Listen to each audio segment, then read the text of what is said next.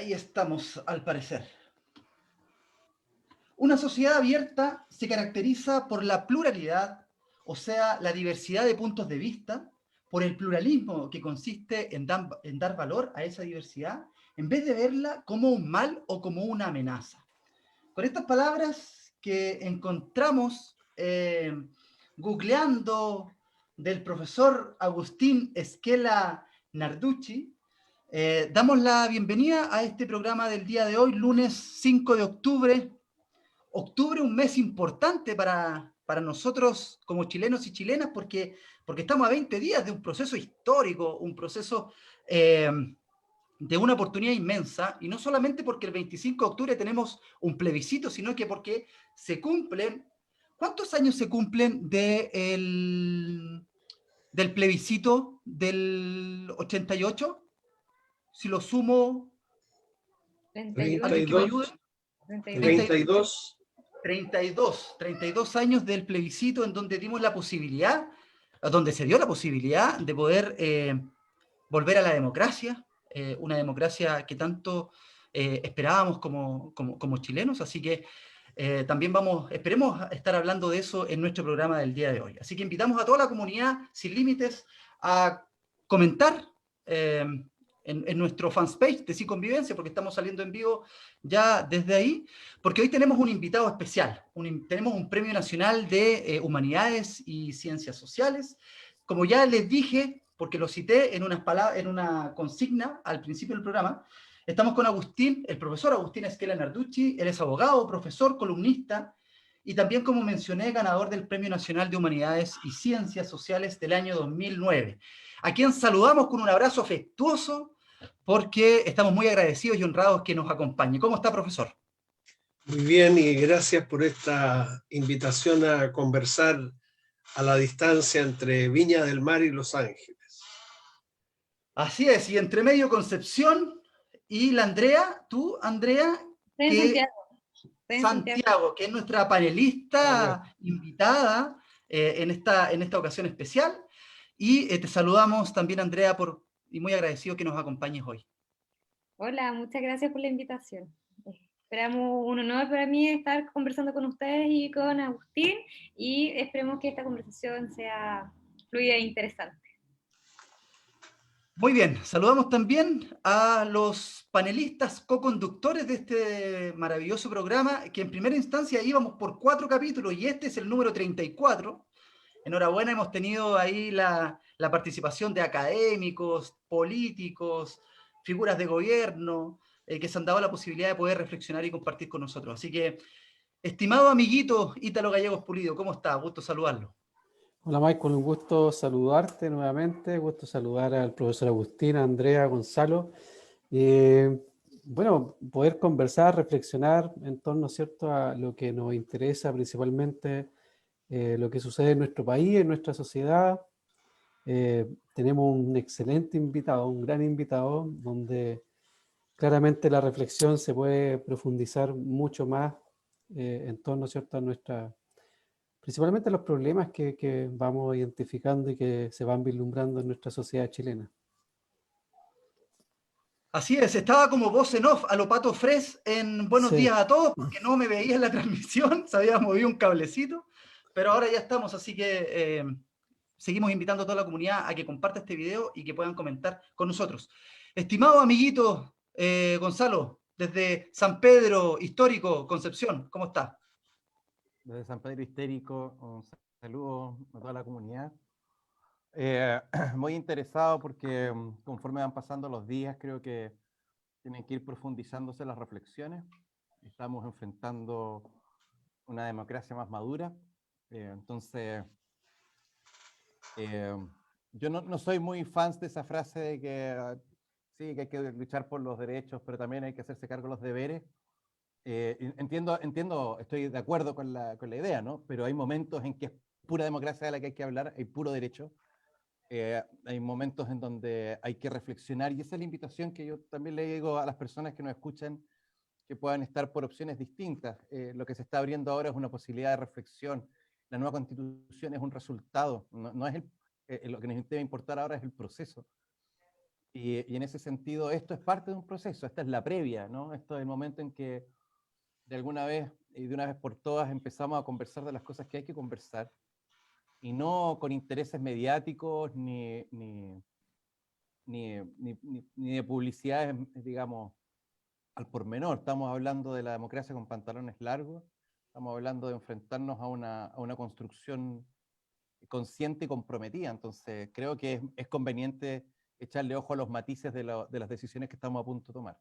Así, ¿quién mejor persona que don Agustín para poder acompañarnos en este proceso? Así que muchísimas gracias, profesor. Así es, una figura autorizada para hablar y reflexionar acerca de sociedad, democracia y proceso constituyente. Y profesor, vamos a dar inicio a esta conversación ya, y le vamos a hacer la primera pregunta, y la pregunta más importante que nosotros hacemos en este programa, que queremos saber cómo está usted, cómo está su familia, cómo ha sido vivir estos tiempos históricos, no solo desde el punto de vista de la pandemia, del confinamiento, sino también desde ya octubre del estallido social. Entonces, ¿cómo ha visto esto y qué debiésemos sacar nosotros como aprendizaje, o usted cree que debiésemos aprender de todo esto que estamos viviendo? Bueno, hay que separar inevitablemente, Michael, lo que se denomina el estallido social y la pandemia. Son dos fenómenos que se suelen presentar juntos y a veces como si de ambos tuviéramos que temer lo mismo, en circunstancias de que desde mi punto de vista, y asumo también desde luego que el de ustedes, la pandemia es un mal. El así llamado estallido social, a lo menos en la expresión que tuvo en protestas sociales masivas, continuadas, territorialmente muy extendidas a lo largo del país, fue un bien. Yo distingo entre el estallido social propiamente tal, intimidante, atemorizante, es decir, lo que todos presenciamos, por ejemplo, el 18 de octubre, cuando se destruían deliberada y sincronizadamente más de la mitad de las estaciones del metro. En verdad, no más de la mitad de las estaciones del metro de Santiago, sino casi 2/3 de esas estaciones.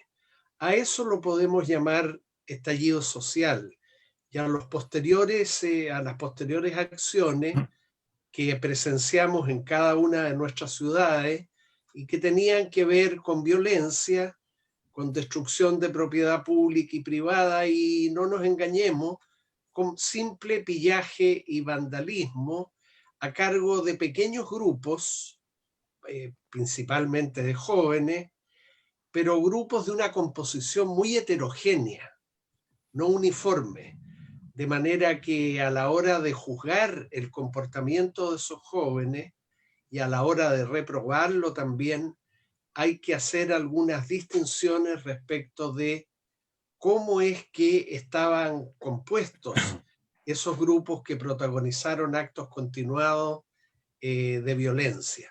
A eso yo llamo estallido social, y prefiero hablar de protesta social para lo que me parece más importante, cuya expresión más emblemática, que está en la retina de todos, en la memoria de cada uno de los chilenos, fue esa magnífica concentración de más de 1.200.000 personas en la Plaza Italia, en donde esa cantidad de personas se manifestó de manera elocuente, de manera comprometida, pero también de manera pacífica, con una serie de reclamaciones en relación con la mala calidad de nuestra política, con el debilitamiento de nuestras instituciones democráticas y también con ciertos derechos, los llamados derechos sociales, que son derechos fundamentales sin duda,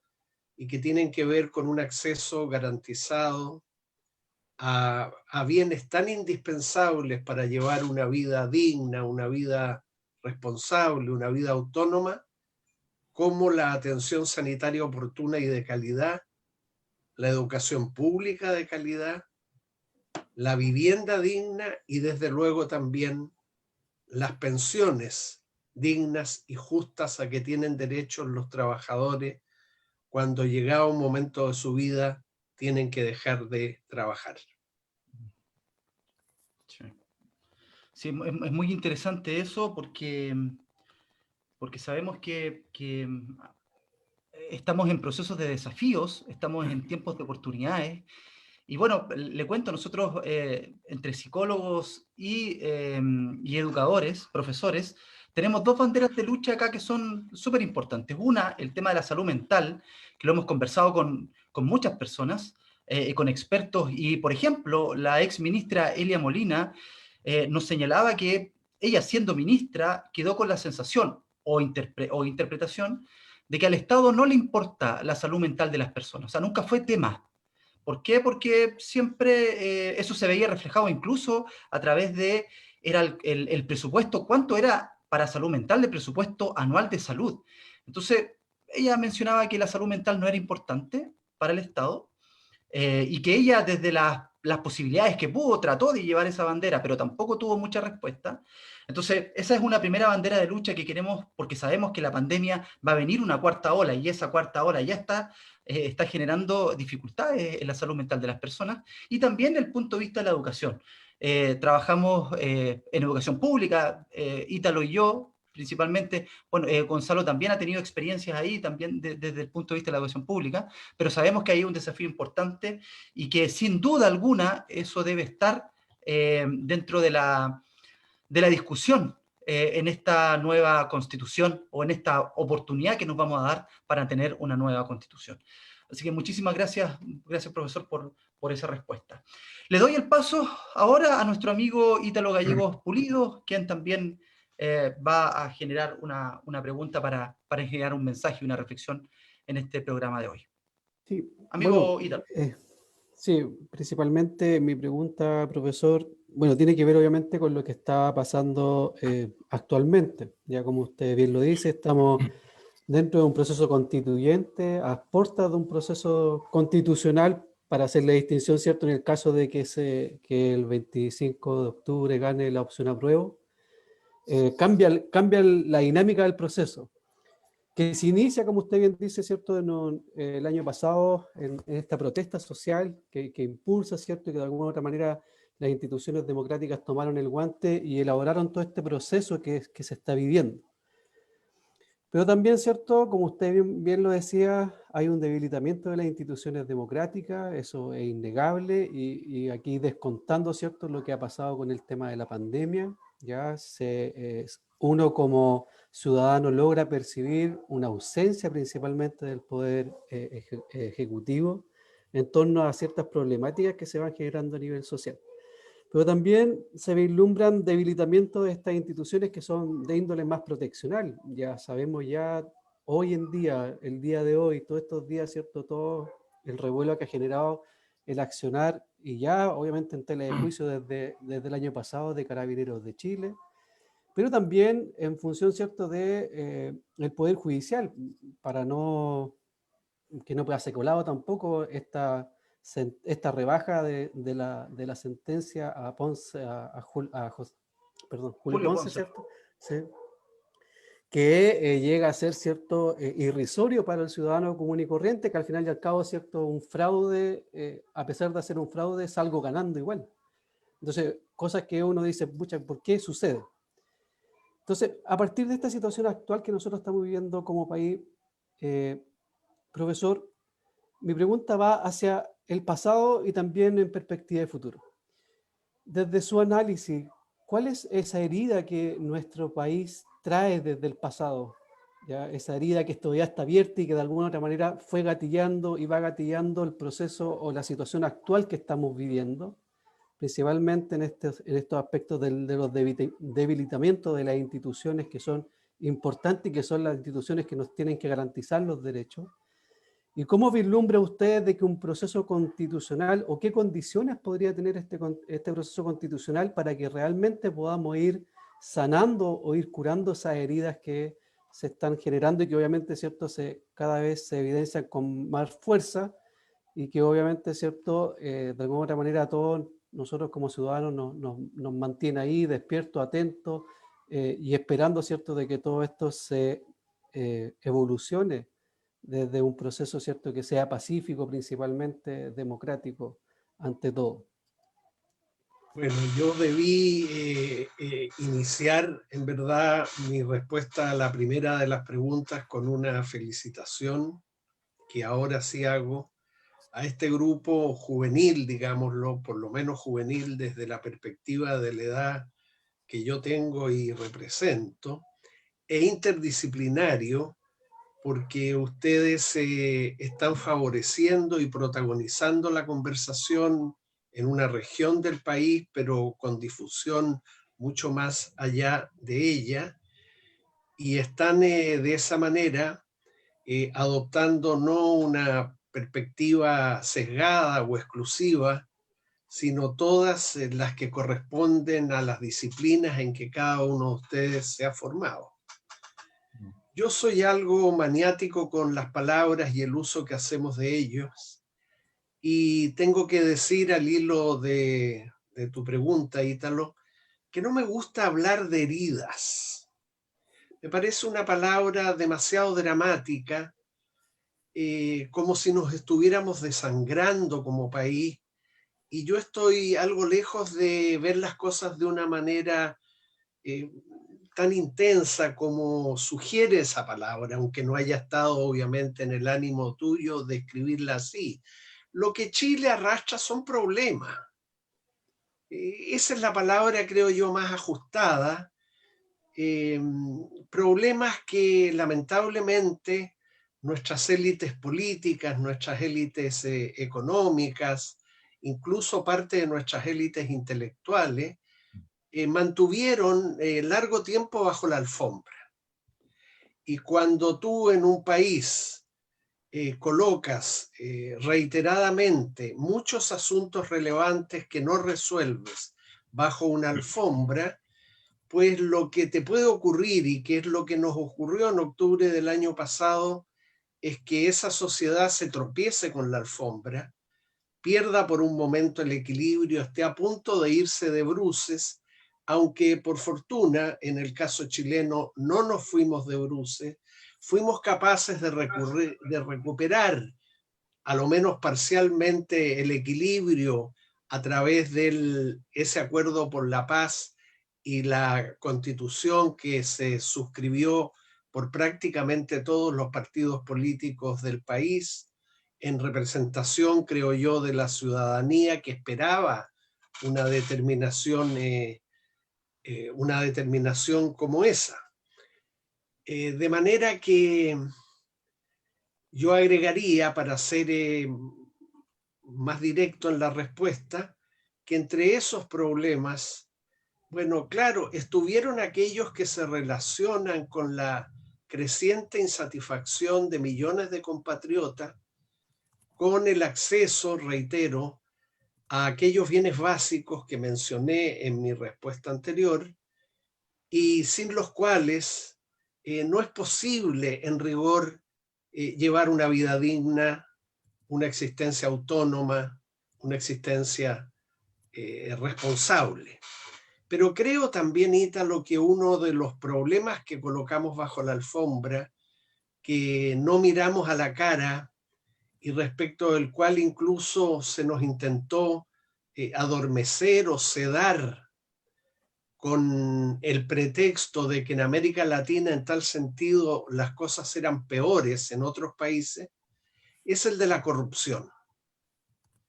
En Chile, en pocos años, en los últimos 3 o 4 años, de manera bastante súbita y próxima una de otra, se develaron corrupciones importantes, a veces continuadas, a veces muy cuantiosas, en la política, en los grandes negocios, también en 2 ramas de las Fuerzas Armadas, lo cual es muy impactante de conocer y seguir, puesto que no ha terminado esa historia de ser completamente esclarecida, de corrupción en el fútbol profesional, de corrupción en algunas de las principales iglesias del país.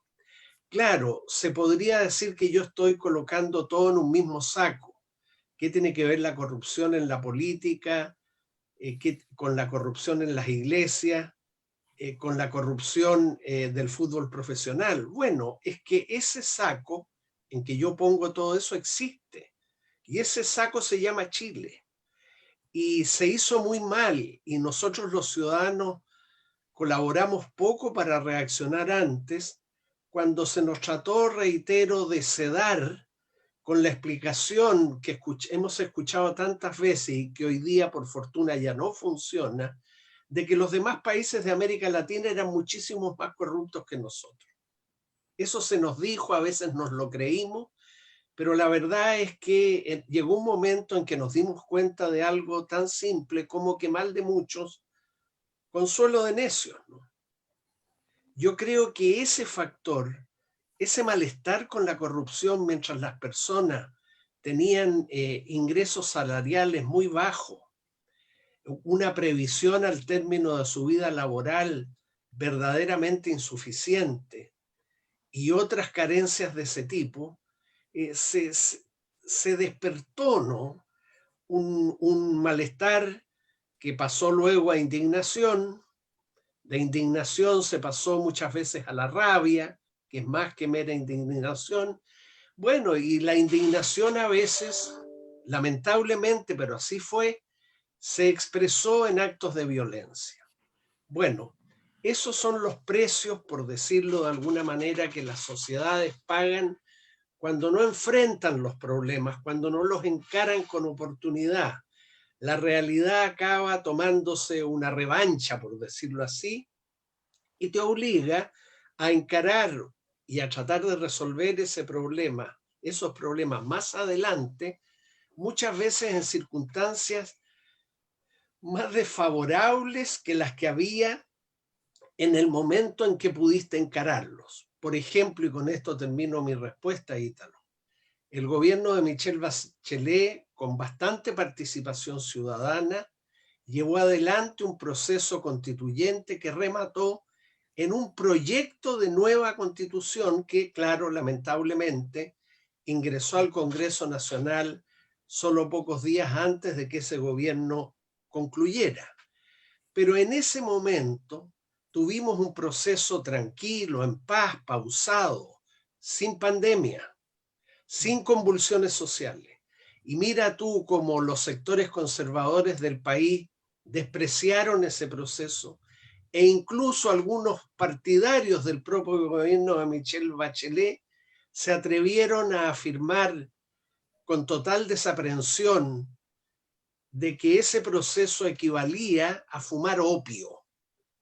Ustedes me imagino que se acuerdan de esa expresión desdeñosa que utilizó un ex senador socialista respecto del proceso constitucional de esa época. Entonces, ahí tienes tú uno, entre otros ejemplos que podrían ponerse, de cómo ahora muchos resienten un proceso constituyente que tiene lugar precedido de convulsiones sociales muy intensas y prolongadas, en medio incluso de una pandemia. Bueno, ¿qué le vamos a hacer? Si no fuimos capaces de llevar adelante ese asunto en un momento en que había mejores circunstancias, pues ahora que estemos en circunstancias más complicadas, adversas incluso, no puede ser pretexto para renunciar a algo así. Recuerdo también, profesor, a un ministro de este gobierno en una junta de ICARE, si no me equivoco, diciendo que lo mismo que usted está planteando en su charla, en su conferencia, diciendo nosotros no queremos que la constitución o el proceso constituyente de la presidenta Bachelet se ejecute y se realice. Y recuerdo también a todos los empresarios y a todos los participantes ponerse de pie y aplaudir a esa consigna. Lo paradójico es que pasado el 18 de octubre, esos mismos decían que ese proceso constituyente de la presidenta Bachelet era la forma de poder solucionar los problemas. Entonces, fue súper paradójico y paradigmático. En fin. Andrea González, te doy el pase. Le recuerdo a la comunidad Sin Límites que estamos conversando y reflexionando con el Premio Nacional de Humanidades y Ciencias Sociales, el profesor Agustín Esquela. Andrea. Gracias, Michael. Agustín, quería hacerte una consulta porque, bueno, en este proceso mucho se ha hablado de que se abre esta nueva posibilidad a que repensemos y que imaginemos el país que queremos. Y eso, desde mi punto de vista, tiene tres aristas que son las principales. La primera, que es con respecto a los valores que queremos para el país. Luego está el ala de los derechos que se reflejan en la Constitución o que se ponen en la Constitución, y por otro lado tenemos el sistema político. Y yo quería hacerte una pregunta con respecto al sistema político, porque últimamente se ha abierto bastante la discusión con respecto a el sistema ultrapresidencialista que tenemos en Chile y las dificultades que eso ha generado, sobre todo que se han visibilizado desde el estallido social con esta falta de respuesta que hubo desde el Ejecutivo y esta necesidad de otros actores políticos que están igual o más deslegitimados en la opinión pública, pero que han tenido que equilibrar. Y con respecto a lo que tú también mencionabas recién en la pregunta anterior, este desequilibrio que por suerte se logró sostener de alguna forma para poder desembocar en este proceso constitucional. Entonces, aterrizando un poco el tema de la pregunta, quisiera saber cuál es tu percepción con respecto al sistema presidencial que tenemos hoy día. Ay, disculpen que hay un cucú. Y quería saber si es que tienes alguna impresión hacia dónde podríamos enfocar esa discusión para un nuevo Chile. Bueno, gracias, Andrea. Y partiendo por lo que señaló antes de tomar tú la palabra, Michael, ese episodio que él recordó del mundo empresarial es muy elocuente de la incoherencia que suelen mostrar nuestras élites dirigentes y del pavoroso doble estándar que se nos ha ido transformando en el país en una suerte de deporte nacional mucho más popular, o mejor dicho, más practicado que el fútbol incluso. Incoherencia, desmesura, doble estándar. Así como también en parte de la izquierda chilena hay doble estándar e incoherencia, cuando con toda razón se critica la dictadura que tuvimos durante 17 años y se es complaciente con regímenes no democráticos, que también son dictaduras o a lo menos autocracias, como el de Cuba, como el de Venezuela. El doble estándar nos está haciendo mucho daño y tenemos, no necesito decírselo a ustedes porque de seguro no lo practican, tenemos que tratar de, si no de erradicarlo de la discusión pública, tratar de eludirlo lo más que podamos. A la pregunta de Andrea, ella tiene toda la razón. En una nueva constitución, entre otros capítulos importantes de la misma, habrá uno sobre principios o valores fundamentales de la República de Chile. Será el primer capítulo, yo creo, de la misma. Habrá desde luego un capítulo importantísimo, quizás a continuación, como segundo capítulo de la Constitución, sobre derechos fundamentales, sobre todos los derechos fundamentales, no solo sobre algunos de ellos. Y tercero, claro, habrá un pronunciamiento y una regulación del sistema político, en donde yo creo, Andrea, que lo más probable es que abandonemos este presidencialismo extremo, tan jerárquico, casi monárquico, en favor de un régimen, no diría parlamentario completamente, pero sí de un régimen que fuera semipresidencial, en el que se produjera, esa sería mi expectativa, un mayor equilibrio entre las competencias de la Presidencia de la República y el Congreso Nacional, pero también, y a esto último le doy una importancia que ustedes compartirán al ser también de regiones distintas de la metropolitana, un mayor equilibrio entre el poder central del país y los poderes y las competencias que se radican en las regiones, en las provincias y en los gobiernos locales de carácter municipal. La nueva constitución, en este sentido de tu pregunta, es una excelente oportunidad no solo para limitar el poder, que es lo que una constitución siempre hace, limitar el poder junto con organizarlo, sino también para dividir o distribuir mejor el poder. Todo poder, partiendo por el poder político, pero también el poder económico, el poder de las Fuerzas Armadas, incluso el poder de los medios de comunicación, tiene una capacidad de dañar a las personas, de crearnos problemas y más que problemas, de lesionarnos. Entonces está muy bien que una constitución organice el poder, tiene que hacer eso, pero al organizarlo, repito, lo limite, lo distribuya mejor, lo fraccione y a la vez establezca las instancias de control del ejercicio del poder. Mira, si ustedes me permiten unos minutos más breves en esta respuesta, Hans Kelsen, el principal teórico del derecho del siglo XX de nacionalidad austríaca, murió el año 1973, cuando ya frisaba los 90 años. Nadie sabe cómo recibió en Viena, en 1926, el texto traducido al alemán de nuestra Constitución Política de 1925. Kelsen leyó ese texto, fue muy crítico del mismo, y el año 1926 publicó un conocido artículo que está traducido al castellano, en donde hizo afirmaciones críticas muy rotundas sobre esa constitución, particularmente en el punto que tú destacaste. Dijo que eran tales los poderes y competencias que se radicaban en el presidente de la República, que esta constitución parecía más propia de una monarquía que de una república. Imaginemos lo que habría dicho Kelsen si hubiera conocido la constitución de 1980, mucho más presidencialista que la de 1925. Bueno, habría arriesgado muchísimas más vestiduras.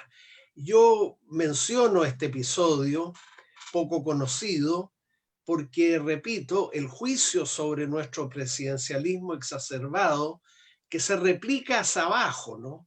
El presidente manda a sus ministros, los ministros mandan a los jefes de servicio, los jefes de servicio de cada ministerio mandan a cada uno de sus subordinados hasta llegar al ascensorista, todo en una línea extremadamente jerárquica, extremadamente personalizada en individuos más que en órganos colectivos. Entonces, no está mal, de más creo yo, recordar ese episodio porque, reitero, encarna, no en cualquier jurista, encarna en quien fue realmente el teórico del derecho más importante del siglo XX. Sí. Muchas gracias, Agustín, por la respuesta, y un poco también relacionado con esa misma pregunta, te quería preguntar sobre, bueno, el debilitamiento de las instituciones y de la legitimidad y credibilidad y confianza que tienen en la opinión pública, y dentro de eso los partidos políticos. Es súper difícil imaginar una democracia con partidos políticos inestables, debilitados. Entonces yo quería saber ¿cuál es tu opinión también con respecto a la situación en la que estamos y cómo imaginas también que podemos reforzar la institucionalidad? Mira, me parece a mí, Andrea, que la insatisfacción, por lo demás, más que justificada y desde luego muy generalizada, con nuestras instituciones políticas, particularmente el Congreso Nacional y los partidos políticos, tiene que ver más con quienes han venido gestionando esas instituciones que con las instituciones mismas. La mayoría de los chilenos es justificadamente muy crítico con los agentes del Congreso Nacional, con los dirigentes de los partidos, pero yo diría que nadie o muy pocos se atreverían a propiciar algo así como la supresión del Congreso Nacional, de la institución Congreso Nacional, o la supresión o prohibición de los partidos políticos. Entonces, el problema es serio, pero no atañe tanto a las instituciones cuanto a la manera lamentable muchas veces como estas han venido siendo gestionadas en las últimas décadas. Claro, no es menor lo que pasa. Yo no quiero restarle importancia a los problemas institucionales que tiene nuestra democracia, refiriéndolo más bien a la gestión de las mismas que a la naturaleza de ellas, pero lo cierto es que todavía existiría, a lo menos teóricamente, la posibilidad de que nuestros actores políticos se empezaran a comportar mejor y dejaran de jugar con fuego, porque eso es lo que vienen haciendo ya por mucho tiempo. Termino diciéndote que lo inconveniente es que desde el desprestigio de los políticos, algo que por último no es tan grave porque algunos de ellos se lo merecen sobradamente, se pasa rápidamente al desprestigio de la política. O sea, al desprestigio de los agentes contamina el prestigio de la actividad que ellos realizan. Entonces las personas que son críticos con mucha razón de los políticos pasan a desconfiar de la actividad que ellos realizan como tal, pasan a desconfiar y a veces hasta abominar de la política. Ese paso es peligroso porque nos coloca a las puertas de un paso aún más peligroso, que del desprestigio de la política se pase al desprestigio de la democracia como forma de hacer política. Esa es la pendiente resbaladiza por la que nos hemos ido desplazando, particularmente los dirigentes políticos, y es precisamente ese desplazamiento tan peligroso por esa pendiente resbaladiza lo que me hace a mí imputarle a nuestra clase política que haya estado sin darse cuenta o advirtiéndolo y sin reaccionar por pura irresponsabilidad de estar jugando con fuego. Así es. Gonza, amiguito, que sé que está ahí, le toca. Está silenciado, sí. Sí, sí. Lo que pasa es que yo suelo comenzar las preguntas, entonces a esta altura yo ya estoy que reviento. Profesor,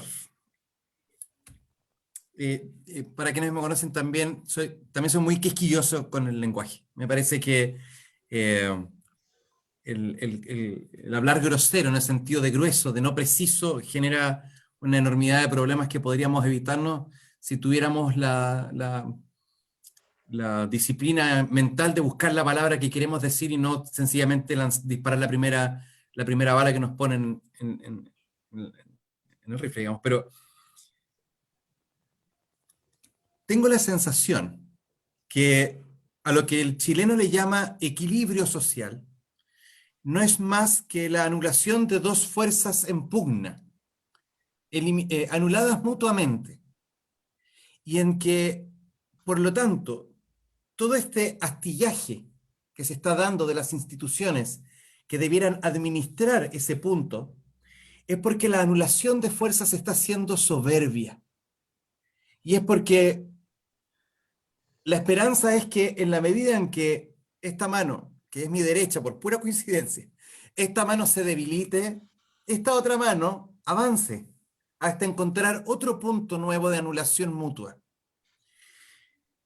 Puede ser que nosotros, y que yo creo que es un lenguaje muy telúrico, muy propio de nuestra geografía. Nosotros entendemos nuestra historia entre terremotos.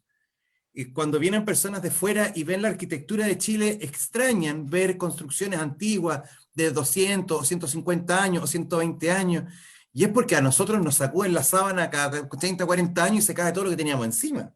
Nos cuesta tener una memoria física incluso, ¿no? Entonces, tengo la sensación que en esta mirada de la anulación mutua, y quiero reforzar esa frase, anulación mutua, cuando uno escucha, enciende la televisión y escucha a los políticos, hay una mutua anulación. Estoy tratando de que el otro no tenga validez, en vez de ofrecer algo al respecto de eso. Cuando enciendo las noticias y veo cómo se están astillando, se están fracturando las instituciones, porque están tratando de administrar una cantidad de energía enorme por el choque de estas dos fuerzas, y sobre todo cuando ya no enciendo la tele, sino que abro la puerta y veo que la gente o es del Colo, o es de la Chile, o es de izquierda, o es de derecha, o es ateo, acérrimo, anticristiano, o es un católico devoto pechoño. Como que pareciera ser que usted utiliza una palabra que yo degusto mucho.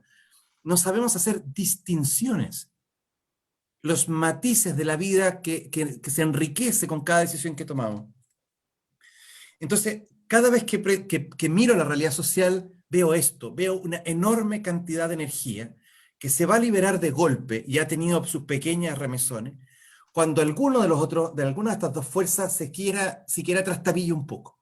El otro va a arremeter, como en este juego de tirar la cuerda, hasta que uno se pierda el equilibrio para que todos caigan al barro, todos los de un lado caigan al barro. ¿Qué otra forma hay de entender el equilibrio social?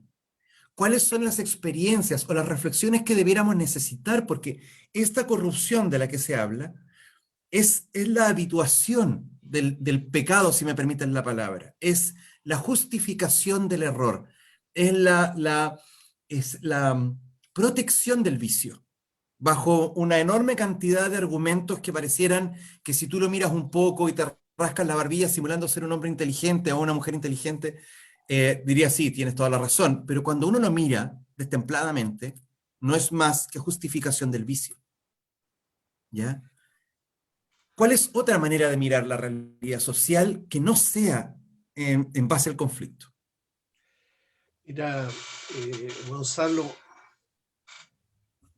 desde mi punto de vista, y creo ser bastante objetivo en lo que voy a decir, la política desde muy antiguo, desde que los griegos crearon esa palabra, es entre rivales.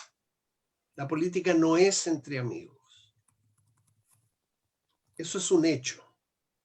En eso se parece al fútbol, por seguir con esto de los equipos que contienden. De manera que la actividad política, al ser entre rivales, inevitablemente produce fricciones. Pedir que no haya desacuerdos, incluso fricciones y hasta conflictos en la vida política, sería como pretender que en un clásico universitario como el que observamos el día de ayer o en cualquier otro match de fútbol, no hubiera roces entre los jugadores e incluso fouls y eventualmente expulsiones y penales. Ayer hubo 2 penales, ¿no? Lo importante es que siempre haya una suerte de referí, ¿no? Un árbitro, alguien que esté controlando el juego para que los jugadores, en el caso del fútbol, o los políticos, en el caso de la política, no se vayan a las manos. Entre rivales, la política. Por eso que yo desconfío de expresiones bobaliconas, tú nos las has empleado, por supuesto, de amistad cívica. Esa es pura retórica, como si la política fuera de una actividad que se desarrolla entre ángeles y no entre rivales. Pero dicho eso, hay que remarcar que es entre rivales, no entre enemigos. Claro. Con los rivales se conversa. A los rivales se les trata de convencer y también se escucha las razones que ellos puedan darnos a favor de sus convicciones. Con los rivales se negocia, con los rivales se puede llegar a acuerdos o transacciones. Y lo bueno de la democracia es que cuando el acuerdo se torna difícil o imposible, provee una regla final, la regla de oro de la democracia, la regla de la mayoría. Los enemigos de la democracia recelan de esa regla, les molesta, porque dicen se trata de una regla puramente cuantitativa, porque cuenta las cabezas, ¿no? Claro. Cuenta los votos. Pero, citemos a Norberto Bobbio una vez más, siempre es mejor contar cabezas que cortarlas. Porque los regímenes democráticos lo que hacen, lo sabemos muy bien, cortan las cabezas. Entonces, Gonzalo, claro, nadie quiere que los desacuerdos se transformen en conflictos, y menos aún que los conflictos, una vez acaecidos, se resuelvan por la fuerza, por la aplicación de la ley del más fuerte. En una sociedad abierta, democrática, es imposible que no haya desacuerdo, es imposible que no haya conflictos, no podemos imaginar una sociedad sin desacuerdo, una sociedad siquiera sin conflicto. Por eso que una de las funciones más relevantes que cumple el derecho es la de, sabiendo que va a haber conflictos en la vida en común en distintos ámbitos, el derecho se anticipa y provee instancias, reglas, procedimientos para que acaecido un conflicto, él tenga un trámite, un curso pronto, un curso pacífico, un curso eficaz. Entonces, nuestra aspiración es que el derecho contemple eso que acabo de decir, es decir, que los conflictos que inevitablemente los va a haber se produzcan. Ahora, tú describías un poco la situación del país como dos manos que pujan una sobre la otra tratando de desplazarla más atrás. Bueno, algo de eso hay, pero también es cierto que a veces cuando escuchamos a los actores políticos, estos aparecen presentando las desavenencias, los conflictos de una manera mucho más intensa de cómo realmente son. Cada vez que se discute un proyecto de ley importante en el Congreso, en las semanas previas a que se llegue a un acuerdo, los medios de comunicación están transmitiéndonos cuñas de un lado y otro del espectro político, donde parece que el encono es absoluto, que no hay ninguna posibilidad de acuerdo y que nos vamos a ir al despeñadero en relación con la materia que ese proyecto de ley regula. Bueno, y al cabo de 3 semanas, a veces se produce un acuerdo, se produce una votación y nos quedamos en la memoria solo con el momento en que vimos el conflicto, el encono, el enfrentamiento, y no hacemos bien las cuentas para añadir al registro de ese momento, bueno, el registro también de aquel otro, donde finalmente se acordó un proyecto de ley, se envió al presidente de la República, lo promulgó.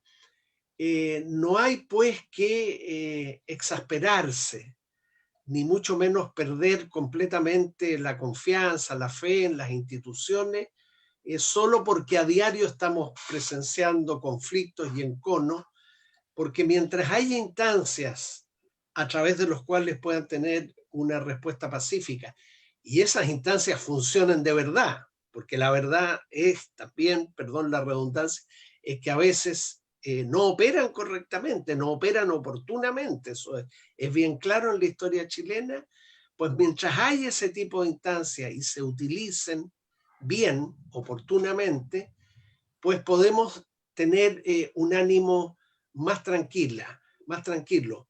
Yo en este momento de la historia de Chile, ¿cómo no voy a ver discordia, desacuerdos? En el tema constitucional es evidente. Desacuerdos y enconos. Obviamente que los hay, porque bueno, estamos también en un momento especialísimo. Nadie podría pretender que habiéndose inaugurado un momento constituyente que va a tener un hito muy relevante el 25 de octubre, no estuviéramos enfrentados unos con otros, los del rechazo y los del apruebo, pero enfrentados pacíficamente. Bueno, y a veces no pacíficamente, sino tontamente, como ocurre con la franja electoral, donde tú ves el enfrentamiento de las dos alternativas, pero con unos grados de mediocridad y confusión que una vez más nos hacen preguntarnos, y ya no solo qué pasa con los partidos políticos, con las fuerzas que están representadas, sino con los publicistas, ¿no? Porque me imagino alguien que tenga criterio, por Dios. ¿no? Publicistas bien remunerados, y nos muestran ese guirigay, ese gallinero que se está observando todas las noches, 8:45, yo ya lo corto, ¿no? Porque no informa de nada, más bien confunde.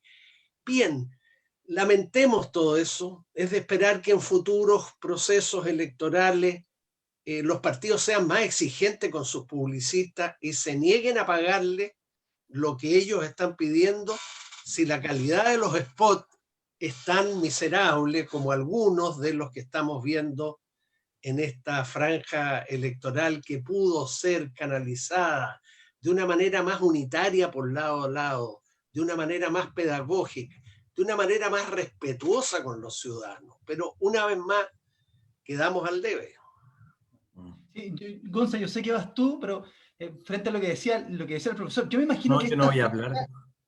esta franja electoral estaba para el primer plebiscito, me imagino que estaba para abril, ¿no es cierto? Porque Había tiempo, dices tú. había tiempo, o sea, es más, bueno, vino la pandemia, pero como dice el profesor, haber tenido un poquito más de creatividad o de ganas de entregar un mensaje, porque, bueno, de abril a octubre hay unos buenos meses como para pulir un poquito el mensaje, pero parece que nada que nada. Amiguito Gonzalo, por favor, disculpe, quería decir solo eso. Sí, lo que pasa es que yo también quería tomar una pregunta que está haciendo una de las personas que nos está siguiendo por las redes, ¿cierto? De repente si me ve escribir, profesor, es porque estoy gestionando un poco las redes, no es que esté chateando con alguien más ni nada.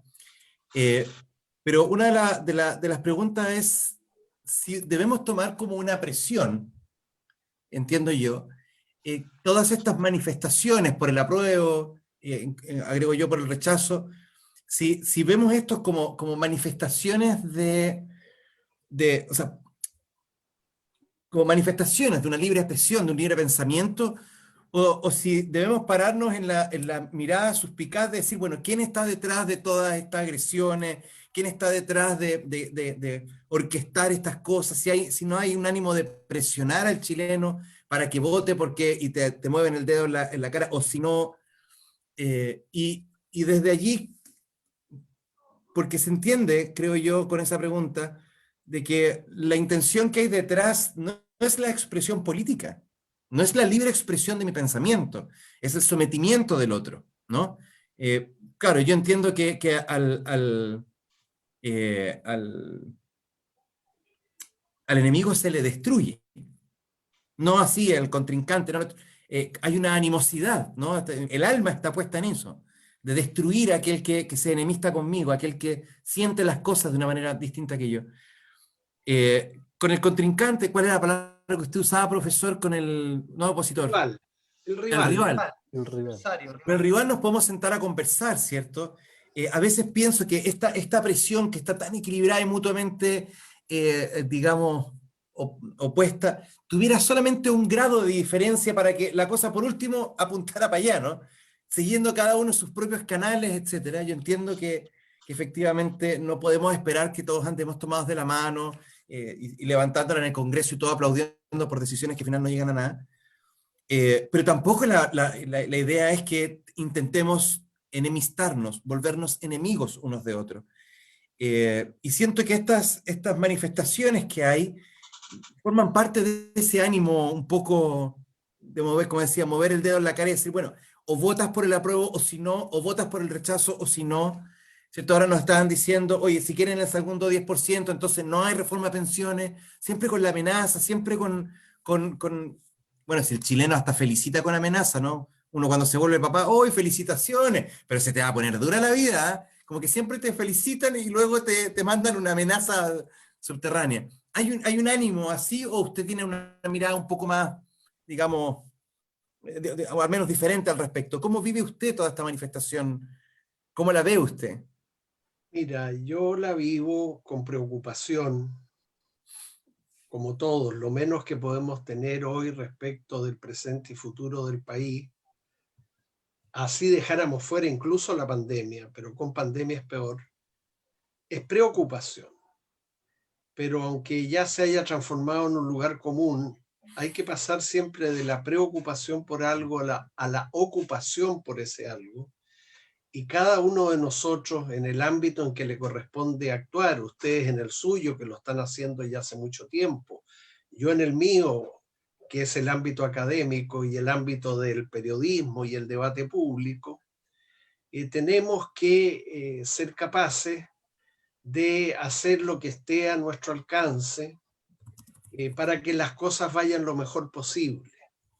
Yo suelo apelar, Gonzalo, a a esa fórmula que algunos atribuyen a Antonio Gramsci, otros atribuyen al escritor francés Romain Rolland, que Bobbio utilizaba mucho también y que incluso yo vi alguna vez en un texto autobiográfico de ese gran novelista y cuentista norteamericano Francis Scott Fitzgerald, el autor del Gran Gatsby. Esa diferencia entre pesimismo de la razón y optimismo de la voluntad, como dos cosas que pueden y deben ir juntas, lo cual parece una contradicción, pero en verdad no lo es. En nombre del pesimismo de la razón, uno puede creer que las cosas en el futuro, por ejemplo, en materia de proceso constituyente, no van a ir todo lo bien que desearíamos, incluso que pueden ir mal. Pero a ese pesimismo no se puede sumar un pesimismo de la voluntad y sentarse a esperar a la vera del camino a que ocurra la tragedia para cobrar la triste recompensa de decir, ven, yo lo anticipé, yo lo dije, yo lo sabía. A ese eventual escepticismo de la razón, a ese posible, aunque no tampoco fatal, idea de que las cosas pueden ir mal o no todo lo bien que quisiéramos, se puede y se debe sumar un optimismo de la voluntad, consistente en que cada uno de nosotros, los académicos, los periodistas, los psicólogos, los arquitectos, los políticos, toda la sociedad, las Fuerzas Armadas, desde luego, se pregunten cada uno de nosotros en el ámbito que le es propio, ¿qué está en mi mano hacer para que las cosas vayan, sin embargo, lo mejor que se pueda? Scott Fitzgerald lo ponía de una manera quizás un poquito dramática, pero elocuente. Él decía, hay que mantener en equilibrio la idea de la inevitabilidad del fracaso, y aún, no obstante, la determinación de triunfar. O sea, incluso cuando el fracaso pueda ser una perspectiva ineludible, hay la obligación, decía Fitzgerald, moral para cada uno de nosotros, de mantener viva la determinación de triunfar. A mí me parece una fórmula política y moral muy atractiva para enfrentar el momento en que estamos y para relacionarnos unos con otros de una manera positiva, sin omitir nuestras diferencias, sin negarlas, desde luego, sino procesándolas a la luz de un principio como este. Miren, podemos discrepar, pero a ver, ¿qué podemos hacer para que las cosas vayan, si no bien, lo mejor que puedan? Muchas gracias. Amigo Ítalo, ya llevamos 59 minutos de conversación y de reflexión con el profesor. Ha pasado volando el tiempo, pero vamos generando algún mensaje con qué nos podemos quedar de la conversación de hoy que tuvimos con don Agustín. Sí, bueno, yo quería hacer como, o alguna pregunta. Analizar la analogía que hizo el profesor en torno a la cancha de fútbol, los dos rivales. Que en nuestro país, para uno que era espectador, parecieran ser que los que estaban en la cancha jugando, parece que estaban como de acuerdo de cómo jugar. Y eso generaba como cierta indignación en el público. Claro, ganaban. Y había un tercer equipo afuera esperando que al otro lo golearan para poder meterse. Jugar al empate. Al empate. Y lo más trágico que es jugar al empate porque ellos estaban de acuerdo, pero porque había el hombre del maletín estaba afuera ahí para que jugaran al empate. Salieron todos pillados. Y aún así, pareciera ser que desde el que ve el espectáculo, el que ve a estos rivales, pareciera ser cierto que no hay mucho aprendizaje en torno a eso. Y a lo mejor, cierto, ahí se va generando esta apatía en torno, cierto, a lo que, como decía muy bien usted, desde este rechazo al actor político, cierto, se va pasando a esta apatía de la política, ¿ya? Pero sin perjuicio de eso, creo que uno de los aspectos que florece, por llamarlo así, en esta protesta social es eso, de no ser apático, sino que para mí la protesta social en su momento es eso, es florecer en torno a de que no estoy contento cómo se están desenvolviendo estos equipos en la cancha y por lo tanto yo me quiero hacer parte. No me estoy metiendo a la cancha a interrumpir, ¿cierto? Y aquí se termina todo y vamos a destruir el estadio. Sino que lo que queremos es que realmente si el juego se va a concretar, que se realice con reglas claras, que se respeten las reglas y aquellos que no están dispuestos a poder respetarlas no jueguen.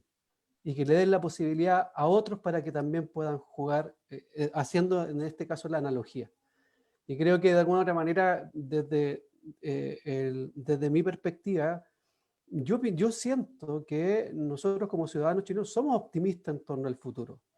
Si bien cierto, muchas veces surge esa apatía en la verbalización, esas inquietudes, pero creo que al fin y al cabo, y ojalá si se refrende el 25 de octubre, creo que nuestros ciudadanos, gran parte de ellos, queremos ser parte y somos optimistas en función, ¿cierto?, del futuro de nuestro país.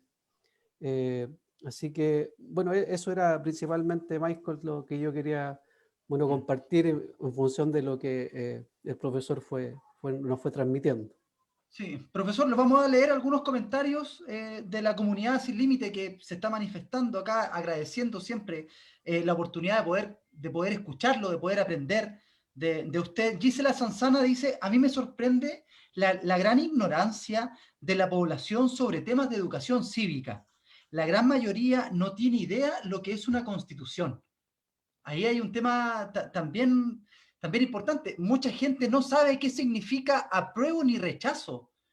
Y a ellos les vamos a dar la posibilidad, o sea, va a estar la posibilidad de poder decidir. Entonces, si vamos a decidir algo que no saben, y más encima, como usted bien dice, la franja, que de alguna otra forma es la instancia para poder entregar el mensaje o el aprendizaje o la enseñanza para que nosotros podamos aprender, no está teniendo ningún resultado.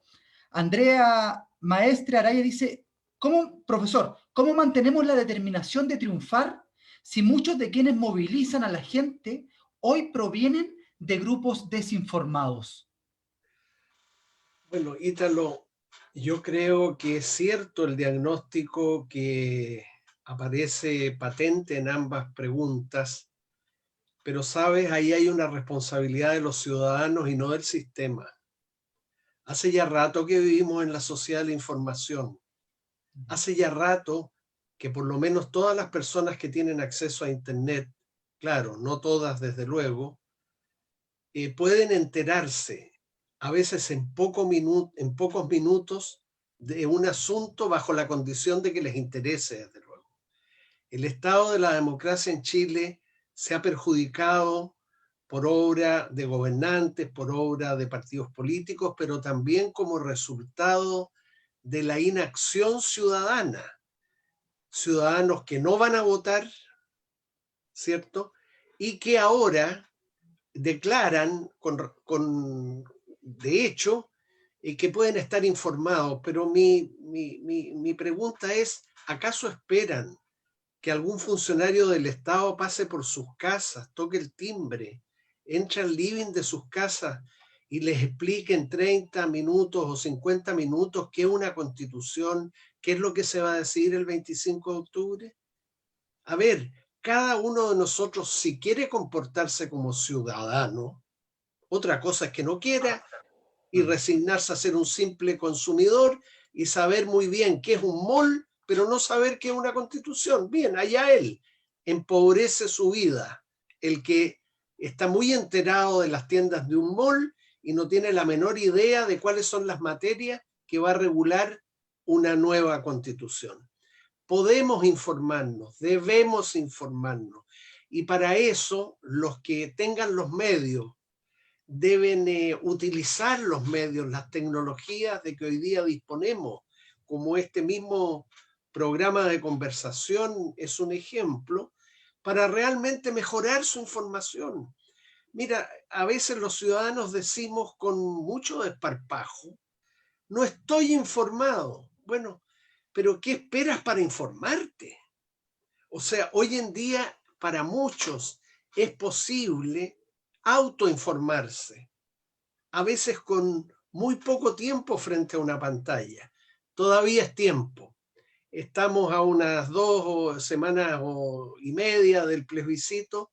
Todavía es tiempo para que los que no saben qué es una constitución, en el fondo, qué materias regula una constitución, y los que todavía puedan no darse bien cuenta de qué significa votar rechazo o apruebo y posteriormente votar comisión mixta o convención constitucional, lo puedan hacer. Tenemos que llegar al 25 de octubre todos informados lo mejor posible. No tendremos todo el mismo grado de información, pero un grado básico de información es indispensable para que ese día nos levantemos y vayamos a votar, porque si no, nos vamos a levantar, pero nos vamos a quedar en nuestras casas indiferente a lo que ocurre. Mira, yo haría una invitación a quienes están siguiendo esta conversación a que vean este asunto en perspectiva.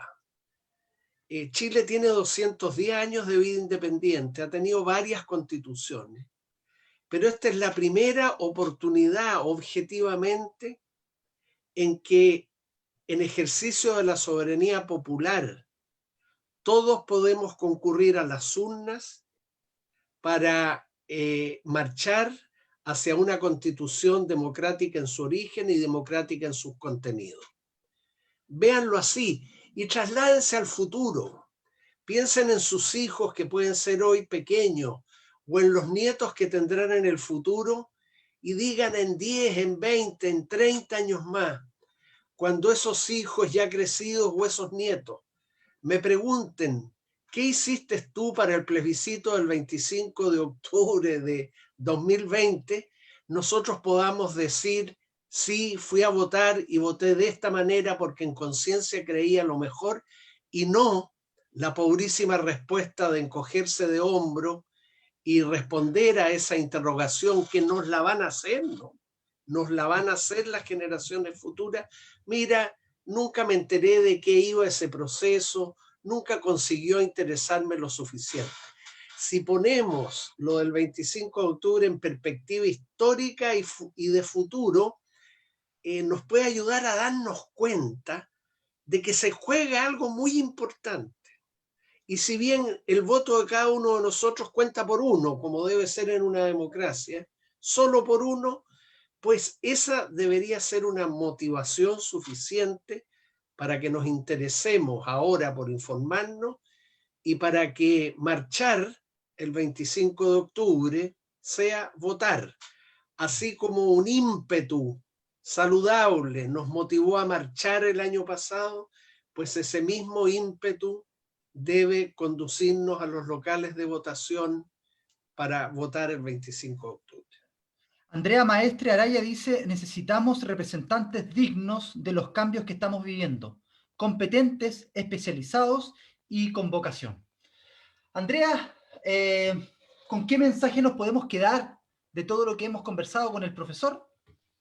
Te doy la palabra. Ya, quería detenerme muy cortamente, 2 segundos, una pequeña reflexión con respecto a lo que conversaba Gonzalo con Agustín, porque dentro del feminismo lo que llamamos, le entregamos el nombre del sistema patriarcal a los códigos que se rigen en torno a la fuerza y a la competencia, y bueno, eso da para una conversación mucho más larga que va más allá, bueno, el sistema patriarcal que va más allá del sistema, está sobre el sistema capitalista, y que hoy día estaría entrando en crisis también por la evolución de los medios de producción. Lo dejo sobre la mesa porque es un tema súper interesante para que podamos conversar más adelante, pero quería hablar con Agustín porque he recibido algo de feedback a través de mis redes sociales y me dicen, y también con respecto a lo que decía mi tocaya también, lo que está leyendo Michael, que necesitamos personas competentes, con capacidades, con ideas claras. Y bueno, me dicen a mí, dile a Agustín que somos muchos los que los queremos en la Convención Constituyente, y quería saber y preguntarle a Agustín si es que se le ha pasado por la mente, si es que le ha picado el bichito de alguna forma. Sí, Andrea, tengo que ser franco, tan franco como como la franqueza de tu pregunta, para decirte que puedo verme, por así decirlo, en la Convención Constitucional y realizar allí el aporte que puedo hacer a medida de mi experiencia, de mis conocimientos, que son en realidad, no lo digo para arrastrar el poncho, muchos menos de lo que la gente generosamente me atribuye. Pero tengo dificultades para llegar ahí, porque soy una persona que nunca ha militado en un partido político, que no tiene iglesia, no tiene religión, no pertenece a ninguna sociedad filosófica de aquellas que se emparejan a veces con las religiones. Soy un profesor universitario de provincia, sin redes, una especie de solitario, creo yo, un intelectual que trabaja con mucho celo por su individualidad. ¿Ah? Entonces, con esas características personales a las que se debe añadir mi edad, que ya no es tan poca, ¿no? Más bien es harta, me hace dudar. Pero mira, yo he decidido comprometerme fuertemente, y la comparecencia ante ustedes es una prueba más de eso, con el actual momento constituyente. Pero claro, tengo y mantengo dudas sobre si involucrarme en lo que será posteriormente, creo que Michael lo decía, el futuro proceso constitucional, o sea, el proceso ya de estudiar y redactar una constitución. Es probable que me decía porque sí, también es probable que me decía porque no.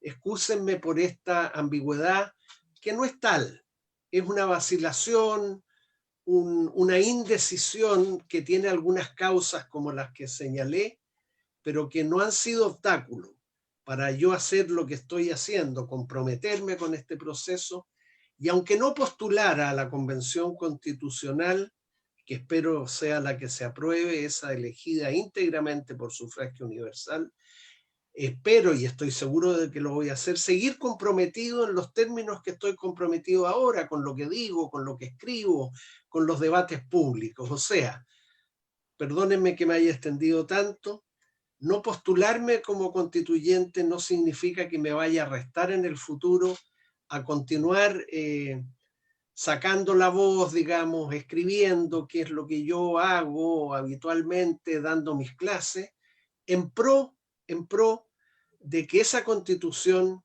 sea la mejor constitución que seamos capaces de producir los chilenos. Sí. Ahora, profesor, eso no es responsabilidad solo de usted, porque muy poco espacio se les dio a los independientes para poder postularse. Y el sistema político no dio el ancho ahí, porque de alguna otra forma atraparon este proceso.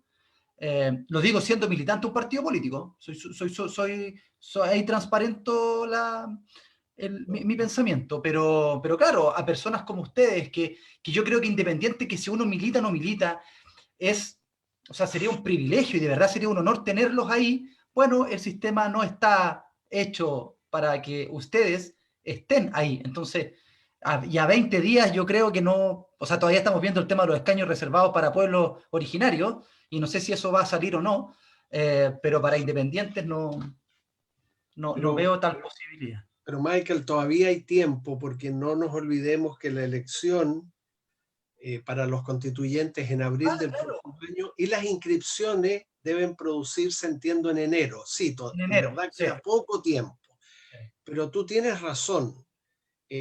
Todavía hay algún tiempo escaso para que los partidos políticos promuevan a través de leyes que rebajen los requisitos de número de firmas para postulaciones independientes y remuevan la exigencia de que esas firmas tengan que ser ante notario, y para que los partidos, como han prometido todos, cumplan su palabra de, sin perjuicio de aprobar normas mejores para las postulaciones independientes, ellos mismos en sus propias listas lleven una presencia importante de independientes. Los partidos tienen en eso una oportunidad y también un deber.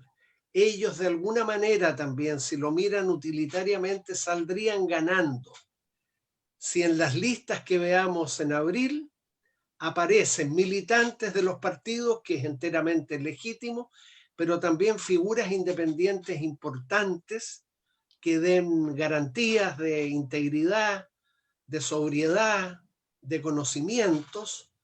Eso va a acabar mejorando el alicaído prestigio de los partidos. Ojalá se den cuenta, ojalá no sigan jugando con fuego y se aperciban de que aquí no se trata de elegir cargos de representación popular como alcaldes, concejales, gobernadores, diputados, todo eso es muy importante. No, se trata de elegir personas para que en el tiempo máximo de un año le entreguen al país para su ratificación a través de un plebiscito de una nueva constitución. De eso se trata, en eso consiste, no en otra cosa, y eso espero realmente que los partidos lo tengan suficientemente en cuenta a la hora de seleccionar militantes que compitan, pero también a la hora de incluir figuras independientes. Y para finalizar, Gonzalo, amigo Espinosa, le doy el pase para que pueda darnos el último mensaje y así despedir al profesor, que ya estamos medio pasaditos en el tiempo, pero que gratamente ha estado con nosotros. Sí, recuerdo a Søren Kierkegaard, ¿ya? El abuelo del existencialismo. Y una frase, bueno, la vida de él fue muy dura, ¿no? Él perdió toda su familia a causa de la peste, vio a su padre maldecir al cielo, siendo el padre un hombre religioso. Y Kierkegaard, que significa patio de muertos en lengua vernácula, tiene una frase que me parece muy significativa. ¿Y por qué hago la reseña a su historia? Porque no es cualquier persona la que está hablando. Él dice, no se puede entender la vida sino mirándola hacia atrás, pero no se la puede vivir, o no tiene sentido vivirla, sino mirando hacia adelante. Y creo que en este momento de inflexión histórica, hay muchas cosas que vamos a entender cuando hayan dejado de transcurrir. Estamos en el fragor de la batalla, en tiempo de mudanza, en tiempo de tormenta, ni mudanza ni acarreo, decía San Ignacio. Estamos en momentos de tormenta, estamos todavía confundidos, estamos todavía con el pabilo encendido. El otro día escuchaba, despabilarse significa cortarle el pabilo a la vela, ese pedacito de mecha. Entonces, cuando uno le quita ese pedacito a la mecha vuelve a florecer, ¿no? Entonces, despabilarse significa volver a encenderse. Creo que es momento de despabilarse, de cortar esos trozos ya quemados en este juego de fuegos que habla el profesor, y mirar a la vida hacia adelante, vivirla con la convicción, con la tosuda esperanza, como dice el tango, la porfiada esperanza de poder encontrar en algún minuto una manera de convivir en la que, sin estar excluido el conflicto, no nos miremos como enemigos. Y ruego a la gente que nos escucha que en la medida de lo posible todos abandonemos nuestra pequeña cuota de corrupción. Quedémonos con esas pertinentes citas de Kierkegaard, de San Ignacio, con ese oportunísimo recuerdo que has hecho, Gonzalo, de qué significa despabilarse, e incluso con la letra del tango. Son 4 referencias que yo creo permiten hacer un muy buen cierre de esta conversación. Yo no tendría nada que agregar a esas 4 referencias. Quedémonos con ellas. Muchísimas gracias, profesor. Yo también iba a dar una referencia a Gramsci, pero ya con lo dicho por nuestro amigo Gonzalo Espinosa quedamos listos. Así que, profesor, muchísimas gracias por acompañarnos. Un abrazo apretado desde la región del Biobío, desde Santiago. Para usted, cuídese mucho y esperemos verlo ahí en la Constituyente. Un abrazo, que le vaya muy, muy bien. Lo mismo para ustedes y honor, gracias profesor. por esta conversación. Hasta Muchas una gracias. próxima oportunidad. Un gustazo. Está bien. Un abrazo. Adiós. Adiós, Andrea. Adiós, Ítalo. Hasta luego. Michael, Gonzalo. Ha sido un momento para mí muy agradable. Muchas Para gracias, nosotros profesor. también, Para nosotros un regalo. Para nosotros un regalo. Que le vaya Bien. muy, muy bien. Gracias. Estimados amigos, amigas, muy buen programa el de hoy. Queremos quedarnos con unos minutitos de conversación entre nosotros para, para analizar un poquito la situación de la conversación que tuvimos con el profesor, pero más que eso yo quiero hacerles una pregunta y quiero ver si ustedes en poquito tiempo, yo sé que lo complejo hacerlo simple es difícil, pero ¿por qué creen ustedes de que a las fuerzas políticas, ya sean tanto de izquierda o de derecha, le cuesta tanto condenar la violencia? Ítalo, ¿qué crees tú? Porque yo escuchaba hoy día a un diputado de la UDI para hacer como diferencia de lo vivido por Anthony. Anthony se llamaba el chiquillo que para mí lo empujaron, y me hago cargo, cada uno se hace cargo de sus pensamientos, de sus percepciones en este programa. Las opiniones son exclusivamente de quien las emite y no representa Necesariamente, necesariamente el necesariamente la opinión importante. del programa. Reafirmo con la percepción de que fue empujado, ¿ah? Y apoyo Pero completamente. somos súper responsables también y sabemos que la justicia, somos responsables también y sabemos que la justicia tiene que dictaminar. Pero Sí, ¿por qué les esperemos que la cuesta tanto? justicia habite también en tribunales, sería linda la excepción. Sí. ¿Por qué les cuesta tanto decir, en esta parte se violan los derechos humanos, en esta parte también se violan los derechos humanos? ¿Qué ganan? ¿Qué ganan los de extrema izquierda diciendo que en Venezuela no hay violación a los derechos humanos, pero sí en Chile? Y para otros decir que en Venezuela sí los hay y en Chile no. Ítalo, amigo, ¿por qué crees tú que El pueblo hacen está eso? con Ítalo, Sí, amigo. gracias por la pregunta. No, oye, yo antes de responderte, Michael, creo que Andrea podría ser panelista estable de este programa, ¿eh? Chan, chan, chan. Sí, Pero la vamos, panelista permanente. Muchas No, la sí, gracias vamos. sí. por ahí el apoyo. Oye, bueno, dicho eso, bueno, yo creo que ya nuestro entrevistado lo dijo, o sea, creo que existe una inconsistencia, una incoherencia de la élite política en torno, ¿cierto?, a aspectos que son claves, por ejemplo, como lo que dices tú, por ejemplo, en la condenación de la violencia, ¿ya? Al final y al cabo, yo lo que visualizo es que están en esta competencia permanente, como decía Gonzalo, en esta fricción, ¿cierto?, ideologizada en torno a que si condena la violencia en un país donde de alguna manera gobierna su ideología, estaría en contra de, ¿me entiendes? Entonces como toda desde mi punto de vista, una tontera, ¿ya? Que al final y al cabo es con esta idea de querer competir, de querer siempre estar por sobre el otro, querer friccionarlo, ¿cierto? Pero habla de eso, de la incoherencia, de la inconsistencia que tiene la élite, muchas veces los partidos políticos, y que es lamentable porque al final y al cabo no contribuyen al diálogo. Son Sí, posiciones que no contribuyen al diálogo. sí. Andrea, ¿tú por qué crees que para algunos de la izquierda le es tan difícil eh, La verdad es que condenar? estoy como pensando, estoy planeando esta pregunta que tú estás haciendo porque tengo algunos matices, algunas percepciones un poco diferentes. Al menos con respecto a lo que he visto últimamente, vi incluso una declaración de Camila Vallejo, que es diputada del Partido Comunista, donde ella sale a manifestarse en contra de la violación de los derechos humanos en Venezuela y en cualquier otra parte del mundo, y eso es lo que le he escuchado en reiteradas ocasiones, salvo por una declaración desafortunada, pero del partido, pero sí a distintos actores, se lo he escuchado bastante.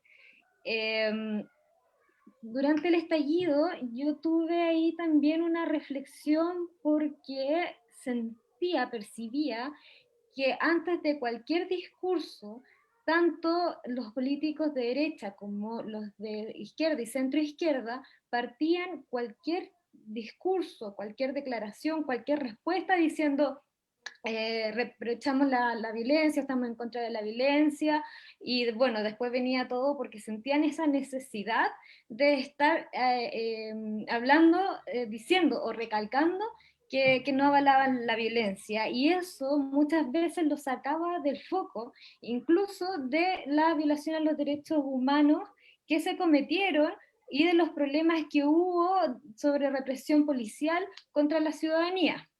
Entonces no me queda no se me hace tan evidente que de todos los lados, de todos los sectores, les cueste tanto reprochar la violencia. No sé si me explico.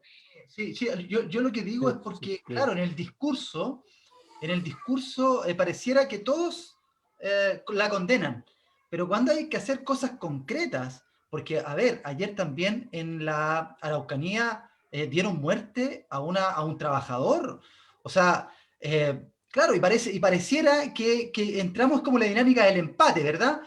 Los de derecha diciendo, pero en la Araucanía... Mutua anulación, loco. Mutua Sí, anulación. en la Araucanía mataron a un trabajador y la izquierda no se ha pronunciado. Luego de eso, pues bueno, Ojo pero con aquí ojo, ¿no?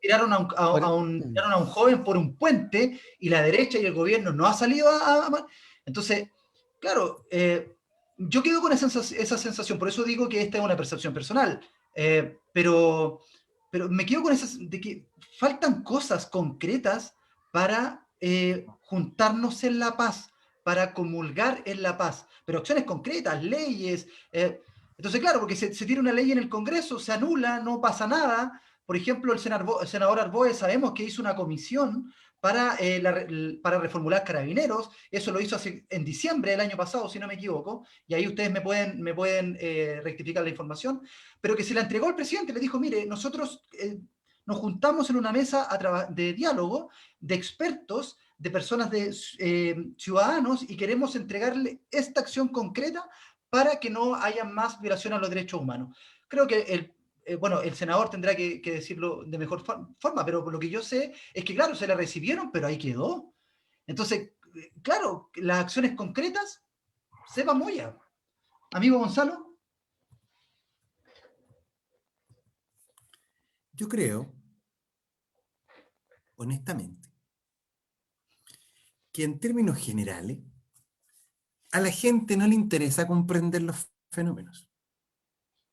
¿Me explico? Nuestro lenguaje está plagado de juicios que hemos transformado en causas o explicaciones. Y el profesor mira al cabro que no estudia y dice, qué flojo. Eso es un juicio transformado en una justificación o en una explicación. No, es que no están motivados. Son juicios que hacemos y que hemos confundido con una explicación. La explicación viene cuando has comprendido el fenómeno. Y el fenómeno lo comprendes cuando eres capaz de desnudarte de tu perspectiva personal y meterte en el fenómeno, navegar en él, ¿cachai? Pero lo que le gusta al chileno, en promedio, es tener la razón. ¿Me explico, no? No es relevante si yo logro, y esto, mira, voy a hacer un tema súper delicado. Yo trabajé 2 años en el programa de VIH-Sida del Hospital Regional.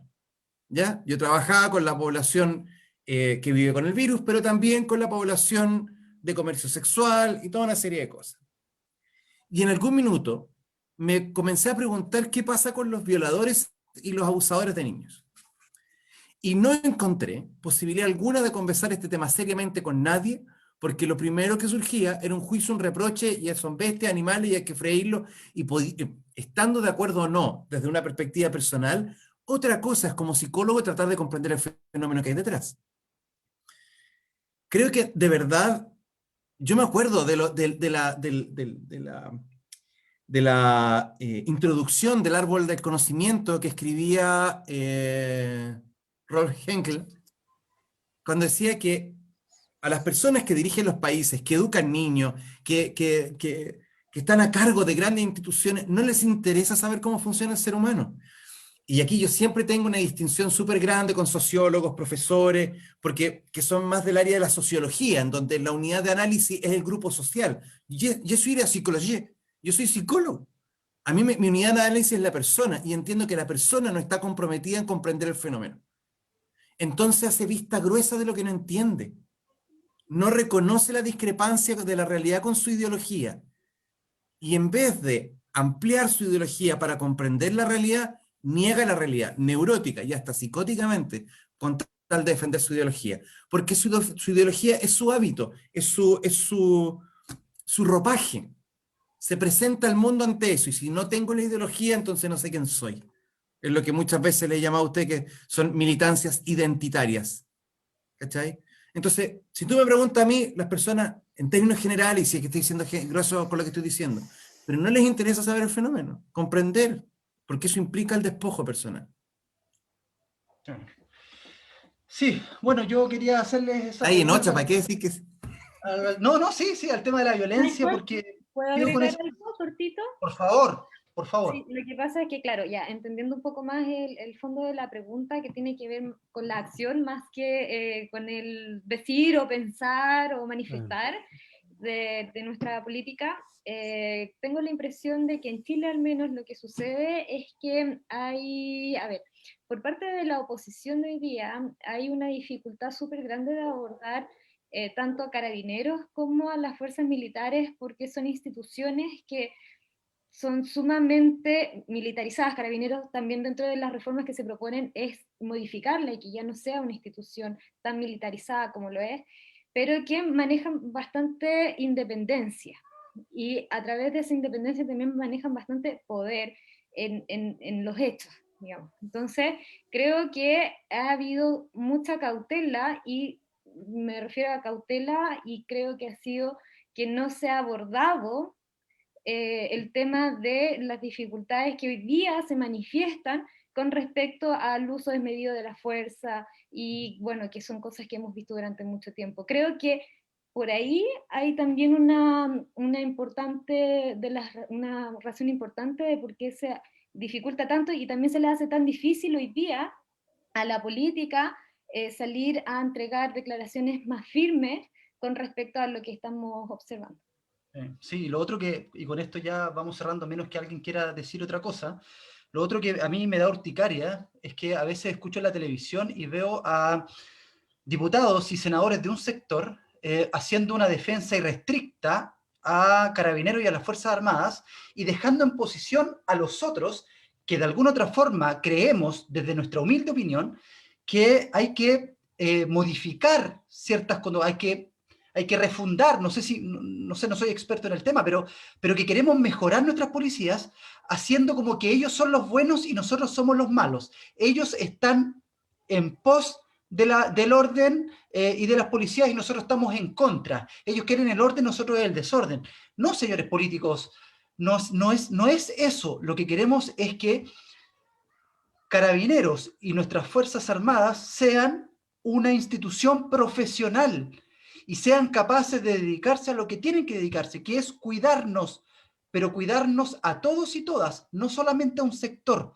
Entonces, claro, yo ayer veía algunos memes, no sé si ustedes los vieron, perdón, no eran memes, eran publicaciones en Twitter, en donde habían policías que en sus redes sociales compartían a este niño adolescente que se estaba ahogando en el Mapocho, que si no es porque lo salvan, se muere, diciendo, miren tanta caca junta, hoy es viernes y mi cuerpo lo sabe, necesito lanzarme. Mismos policías, entonces, si ellos son capaces en sus redes sociales de ser descriteriados y no ser capaces de poder empatizar y ponerse en el lugar de los otros, o sea, ya no hay ninguna opción, no hay ninguna solución. Entonces, nosotros no estamos, y lo digo de manera personal, nosotros no estamos en contra de las policías. Yo necesito y quiero que la policía sea una institución profesional y que nos cuide, porque sin ella no podemos vivir en sociedad. Porque si en el desorden no podemos construir nada, pero eso tampoco les da el derecho de poder mandarse solas, porque un ministro del Interior lo dijo, el senador Insunza dijo hace un tiempo, las policías se mandan solas. Entonces, no es así. Nosotros queremos que, así como la educación, porque yo trabajo en educación, tiene muchos desafíos y hay que construirla de mejor manera, bueno, las policías también. Así que... Yo, ¿sabéis qué pienso? Que es re complejo el político decir eso, porque al fin y al cabo lo hace también desde una vereda de que ellos mismos como actores políticos necesitan reformarse. ¿Cachai? claro, más ¿cachai? encima. Entonces, claro, entonces, bueno, yo pienso, y vuelvo a insistir, creo que que son, por ejemplo, las instituciones hoy en día están en una posición sumamente débil, ya las instituciones principalmente, digamos, democráticas, también estas instituciones proteccionales, ¿cachai? Hay todo un tema a nivel judicial, igual de lo judicial se habla re poco en nuestro país, ya como que de alguna u otra manera todo lo que tiene que ver con el derecho, los procesos judiciales, como que no se tocan. Claro, amigo, salió un sector diciendo que el juez que determinó la prisión preventiva era admirador de Gladys Marín y era comunista. Ah, sí, sí, Entonces, es sí. como, por eso te digo, o Ya, sea, pero en virtud del amigo, diálogo ecuánime, porque a pesar de que pudiera yo estar de acuerdo con algunas de las cosas que ustedes han dicho, y de hecho lo estoy con algunas, creo también que el espíritu de este espacio es que evitemos la grosería. Y la grosería, no estoy hablando del hueón, güey, hueveo, que ustedes saben que en clase yo a los cabros, a los estudiantes universitarios se las prohíbo, no porque sea señal de mala educación, sino de pereza intelectual. Es que no te tomas el tiempo para encontrar la palabra que quieres decir en ese momento que haces ese ruido que parece una palabra, que no significa nada, o que significa todo y por lo tanto no significa nada. Estoy hablando de la grosería de ser grueso en la observación del fenómeno. Rescato lo que decía Agustín, o sea, esta cosa de hacer las distinciones, ¿ya?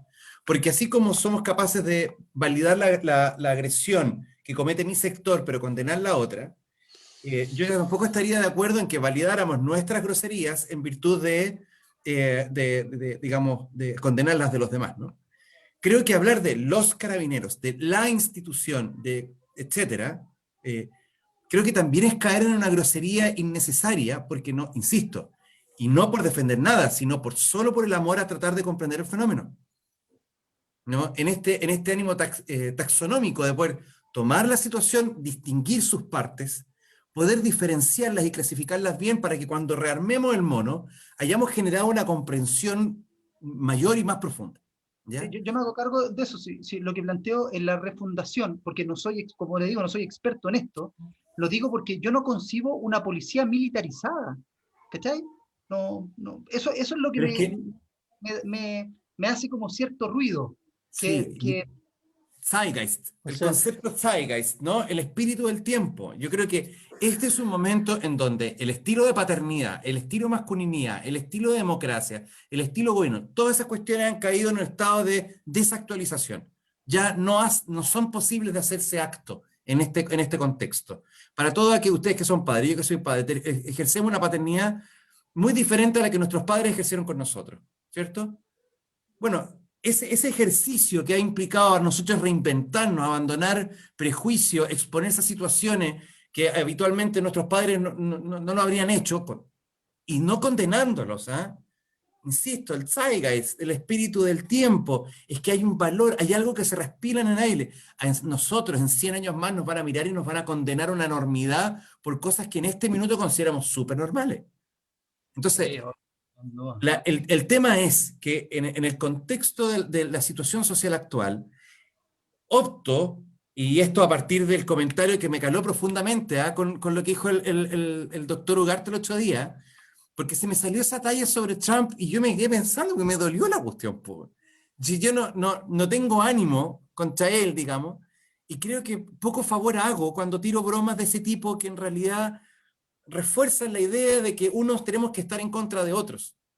Podemos ser, como decía Agustín, opositores, ¿no? Podemos ser, se me fue la palabra, ¿no? Pero eso, en vez de rivales, enemigos, a rivales, adversarios. adversarios, pero creo que en pos de comprender mejor el fenómeno, en pos de comprender mejor al ser humano y qué lo mueve, conviene que evitemos las groserías en nuestras reflexiones. Y no digo en estas reflexiones, hablo en nuestras reflexiones generales. Bueno, obviamente en esta. Espero que más que en ningún otro lado. Entonces, ¿qué es lo que llevó a ese carabinero? ¿Qué es lo que está mal en el proceso formativo? Que ese tipo de conductas no son identificadas. ¿Qué es lo que hacemos con ese carabinero después? ¿Ya? Porque en el fragor de la batalla, y todos hemos estado en algún minuto en que nos hemos mandado un condoro, no hemos salido de madre, no con esas consecuencias, pero lo hemos tenido. El poder de nuestros condoros depende del poder que se nos ha dado. Claro, cuando uno vive en así un granito de poder, tus condoros no tienen impacto, ¿no? Sí. Pero no por eso son menos. Entonces creo que conviene que pongamos el ojo en cómo tratamos de comprender, ya hablé mucho, pero cómo tratamos de comprender el fenómeno. Sí, Me voy a yo, silenciar yo solo, espérate. Quería darles un antes- ejemplo, quería darles un ejemplo de un artículo que publicaron en CIPER, por ahí no recuerdo ya la fecha, pero fines del año pasado, con respecto al problema que tenía hoy día la institución de Carabineros, que era un problema bastante estructural, porque, bueno, ustedes saben que después de todos estos problemas de corrupción que salieron a la luz, Paco Gate. de Paco Gate, hubo una desarticulación de los primeros mandos de Carabineros y salió, bueno, finalmente una parte importante de 17 Carabineros. creo que, 17 creo que fueron No recuerdo el llamados. número, pero eso no lo quiero decir, pero fue una parte importante de Carabineros de los altos mandos, y el general Rosas, que estaba, si mal tampoco no recuerdo, porque es un artículo bastante antiguo, tercero en la fila de sucesión, asume el mando como general, y eso le genera en una estructura que es muy verticalizada, una estructura que ya hablábamos que es militarizada, una dificultad de ejercicio del poder y por lo tanto también un vacío del poder. Y la dificultad que se hablaba desde ya ese momento de pedir la salida del general Rosas significaba desarticular aún más y dejar menos dotado de poder aún a la institución, lo que podría significar un conflicto y una dificultad de gobernabilidad interna mayor. Entonces, por eso también las cosas que hemos visto se rodean de problemas que son bastante ideológicos por un lado y estructurales por otro, y por eso también es un tema bastante complejo de abordar. Sin duda, un tema muy, muy complejo, pero que sin duda es necesario darnos el tiempo para conversarlo y para poder reflexionarlo. Terminamos con Humberto Garrido San Martín, director del Liceo Aplicación de Santiago. Dice, se habla con juicios infundados y no con afirmaciones. Los juicios no son verdaderos ni falsos. Se tiende a generalizar porque falta información en el lenguaje. Él mismo dice, es clave el encontrarse en una conversación, tratando de dejar los mapas de vida o paradigmas personales y siendo empático con las otras posturas. Es buenísimo conversar desde el entendimiento y no desde el sesgo, o de imponer la idea sin escuchar. Así es. Muchísimas gracias al profesor Humberto Garrido San Martín que ha mandado su comentario. Sí, Amigo Gonzalo, te veo sí, pero inquieto. bueno, Ya, porque vamos finalizando. creo que vamos a tener que conversar en algún minuto lo que significa empatía, ¿eh? Yo he establecido... Tú tienes una reflexión de un mapa conceptual muy bonito acerca con la empatía. Esperemos que No, algún esa era día- solidaridad, hermano, de solidaridad. No, era de empatía. Ya, bueno, puede que lo Porque tenga de ambos. en el trabajo no fue bien porque tú hiciste eso. Machucado. Por eso digo, fue solidaridad, si lo tengo ahí todavía. Ya, oye, que fuimos hermanos de magíster, para los que no saben. Hay que definir muy bien lo que es empatía, lo que es respeto. Yo llevo toda esta catralada de años en las capacitaciones, charlas, etcétera, preguntándole a las personas qué entienden por respeto. Y te diré que su silencio me asusta. En términos generales, sabemos identificar cuando hay o no hay respeto, pero cuando llega la hora de definirlo, y por lo tanto poder hacer un ejercicio más fino de comprensión de las situaciones, se nos escabulle como agua entre los dedos. Entonces, creo que hay ciertos conceptos, y sobre todo aquellos de nosotros que defendemos la salud mental, hip hip hurra, debemos empezar también a, no sé si la palabra es educar, me la permiten, pero por lo menos mostrarle a las personas qué significan las palabras que habitualmente utilizan, porque lo que la gente dice por empatía, pero Dios no lo es. Y lo digo que no es solamente una diferencia semántica, sino porque como tú la defines como ponerse en el lugar del otro, te obligas a hacer un ejercicio cognitivo, epistemológico, intelectual imposible, loco. Tú no puedes ponerte los zapatos del otro, porque aunque te los pusieras, vaya a ver el mundo como eres tú. Entonces, el ejercicio de empatía es algo más delicado y creo que en algún minuto debiéramos hacer un ejercicio de diálogo acerca de estos niveles que para mí son respeto, empatía, compasión y misericordia, como 4 niveles de... Listo. Vamos a agradecer inmensamente la compañía de Andrea González Farías en el programa de hoy. Muchas gracias, Andrea, por Oye, su deber no acompañarnos. más cumple, su deber no más cumple. Gracias a ustedes, gracias a ustedes por invitarme. Como les dije la otra vez, invítanme cuando quieran, lo he pasado muy bien, así que un gusto compartir con ustedes y conversar. Todos los lunes, está invitada todos los lunes. Listo, ya, agendado. Amigo Ítalo, amigo Gonzalo, amiguitos, saludos a sus familias. ¿Qué Y nos vamos a- amiguitos? Es nos como cuando el vamos a profe me dice los papitos y las mamitas. No, no me gusta. nos vamos a despedir con una frase de Winston Churchill, que no es ¿Qué de tenéis con izquierda, él, loco? precisamente de izquierda no era este No, gallo, no, no, precisamente nada, loco. tiene una frase que para mí es categórica en este momento. Dice, un fanático es alguien que no puede cambiar de opinión y no quiere cambiar de tema. Y yo creo que Qué buena, está bien. en estas reflexiones los fanáticos deben, nosotros y nosotras, a los fanáticos, sacarlos de la discusión. Porque si no, no vamos a construir nunca. Y sacar nuestros grados de fanatismo también. Así es, eso. Solo ser fanáticos del mejor equipo de fútbol que existe en este país, que es Colo-Colo. Nos vemos, amiguitos, amiguitas. Tenía Muchas que gracias a toda la embarrarlo al comunidad, final. Estén a muy toda la bien. comunidad, a toda la comunidad No. sin límite. Un abrazo inmenso. Nos vemos la próxima semana. Esta semana ya no tenemos más programas. Nos vemos el próximo lunes 12 con Cristóbal Belolio, analista político, y Diego, ahí se me olvidó el apellido, pero que es el presidente de Espacio Público. Presidente de Espacio Público. Imperdonable. Así que un abrazo a todos y todas. Nos vemos. Que les vaya Oye, muy bien. comunidad. Ah, no, Michael. Wait a moment, please. Wait a moment. Estuve ensayando mi inglés. Dale. Comunidad, estamos pensando en migrar a YouTube. Ayúdennos a decidir, por favor. Porque queremos saber qué es lo que más le conviene a ustedes, ¿vale? Pero Facebook nos ha dejado tirado un par de veces y el otro día con el doctor Ugarte fue una pena que hubiésemos tenido tan pocas visitas, tan pocas asistencias, teniendo una persona con la experiencia que tiene él, ¿ya? Entonces, no estamos en estos tiempos para farrearnos grandes conversaciones, así que nos ayudan a decidir y si nos cambiamos a YouTube, vamos a hacerlo progresivamente, ¿vale? Para que no duela. Eso. Sí, Chaito. eso. Muy bien, muy bien. Señor, amigo, entonces, Gonzalo Espinosa. Muchas gracias, chiquillos. Que les vaya muy bien. Tengan una Amigón. hermosa semana. Chao, Lin Bombín. Chao, Andrea. Chao, Ítalo. Chao. Un abrazo. Nos vemos. Chau.